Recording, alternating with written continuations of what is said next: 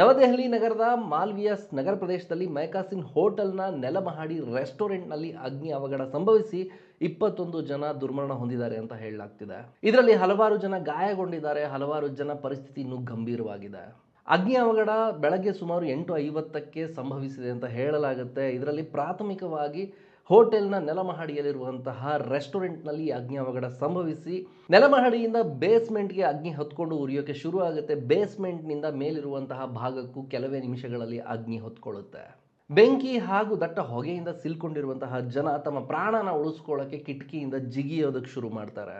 ಅಲ್ಲಿರುವಂತಹ ಸ್ಥಳೀಯ ನಿವಾಸಿಗಳು ರಸ್ತೆಯಲ್ಲಿ ಹಾಸಿಗೆಗಳನ್ನ ಹಾಸಿ ಮೇಲಿಂದ ಜಿಗಿತಾ ಇರುವಂತಹ ಜನರ ರಕ್ಷಣೆ ಮಾಡೋಕ್ಕೂ ಕೂಡ ಮುಂದಾಗ್ತಾರೆ.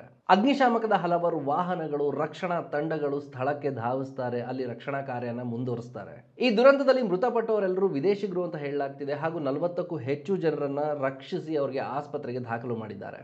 ಈ ಅಗ್ನಿ ಅವಘಡಕ್ಕೆ ಇನ್ನೂ ನಿಖರವಾದ ಮಾಹಿತಿ ತಿಳಿದು ಬಂದಿಲ್ಲ. ಆದರೆ ಅಗ್ನಿ ಸುರಕ್ಷತಾ ನಿಯಮಗಳು ಉಲ್ಲಂಘನೆಯಾಗಿದೆ ಅಂತ ಹೇಳಿ ತನಿಖೆ ನಡೀತಾ ಇದೆ. ಆ ಹೋಟೆಲ್ ಮಾಲೀಕರನ್ನ ವಶಕ್ಕೆ ಪಡೆದು ಪೊಲೀಸರು ತನಿಖೆ ನಡೆಸಿದ್ದಾರೆ ಅಂತ ಹೇಳಲಾಗ್ತಿದೆ. ಆದರೆ ಇಲ್ಲಿ ಒಂದು ನಿರ್ಲಕ್ಷ್ಯ, 21 ಪ್ರಾಣಗಳನ್ನ ನಾವಿಲ್ಲಿ ಕಳ್ಕೋಬೇಕಾಯ್ತು.